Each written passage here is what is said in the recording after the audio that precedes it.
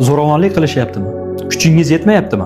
Sizning turar joyingizga sizni ruxsatingizsiz biror bir shaxsning yoki muayyan bir tashkilotdan kelgan mansabdor shaxsning kirishi mumkin emasligini, ya'ni turar joyingiz daxlsizlik huquqiga ega ekanligini bilasizmi? Tasavvur qiling, sizning turar joyingizga muayyan bir jismoniy shaxs, ya'ni fuqaro yoki yuridik shaxsdan, ya'ni tashkilotdan muayyan bir mansabdor shaxs keldi hamda hech qanday maxsus ruxsat beruvchi hujjatlarsiz, o'zboshimchalik bilan sizni ruxsatingizsiz uyingizga noqonuniy tarzda kirishga harakat qilmoqda yoki uyingizga kirdi.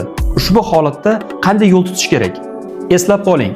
Mazkur holatda agar tegishli shaxs sizning uyingizga kirgan bo'lsa, siz huquqni muhofaza qiluvchi organlarga yoki sudga murojaat qilishingiz kerak hamda ushbu holatda tegishli shaxslarga nisbatan qonunchilikda javobgarlik mavjud. Ya'ni Ma'muriy javobgarlik to'g'risidagi kodeksning 45-moddasiga asosan, agar sizning ruxsatingizsiz noqonuniy ravishda uyingizga fuqaro, ya'ni jismoniy shaxs kirgan bo'lsa, ushbu holatda unga nisbatan bazaviy hisoblash miqdorining 1/3 qismidan 1 baravarigacha bo'lgan miqdorda, ya'ni 125 ming so'mdan 375 ming so'mgacha bo'lgan ma'muriy jarima jazosi qo'llaniladi. Agar ushbu holatda sizning uyingizga sizning ruxsatingizsiz muayyan bir tashkilotdan kelgan mansabdor shaxs kirgan bo'lsa, unga nisbatan to'g'ridan-to'g'ri jinoiy javobgarlik mavjud hamda huquqbuzarlik sodir qilgan mansabdor shaxsga nisbatan 3 yilgacha bo'lgan muddatda axloq tuzatish ishlari yoki 2 yildan 5 yilgacha ozodlikni cheklash jazosi yoxud 5 yilgacha ozodlikdan mahrum qilish jazosi belgilangan. Turar joyingizga sizni ruxsatingizsiz kirishga harakat qilayotgan shaxslarga ushbu ma'lumotlarni yetkazing.